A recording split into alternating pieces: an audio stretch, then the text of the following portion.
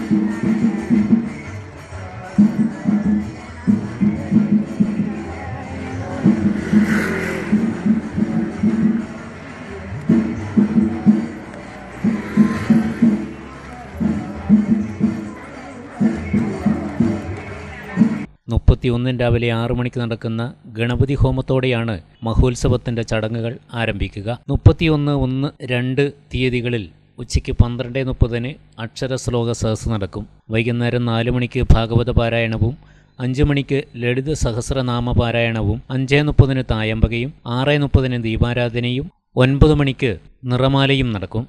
March 31 രാത്രി 7:30 NSS കരയോഗം വക മാടത്തിന് കീഴിൽ ഊർപ്പഴശ്ശി ക്ഷേത്രത്തിൽ നിന്നുള്ള നയനമനോഹരമായ കാഴ്ചവരവ്.